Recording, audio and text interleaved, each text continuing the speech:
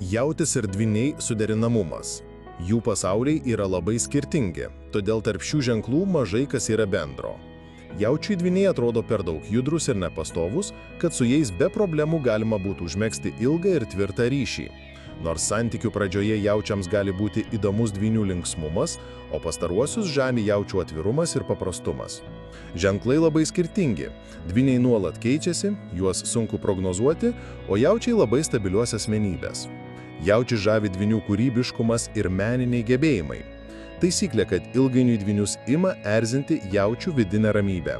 Solidžius jaučius dvynių svyruojantis seksualinis apetitas taip pat gali išvesti iš pusiausvyros, o tokiose situacijose neištikimybė labai tikėtina. Tad santuoka ar ilgalaikis ryšys mažai tikėtini.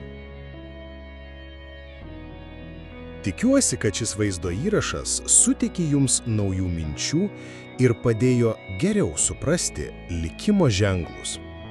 Jei jums patiko, prenumeruokite mūsų kanalą, kad nepraleistumėte būsimų vaizdo įrašų. Ir spustelkite mygtuką patinka, jei norite mus palaikyti.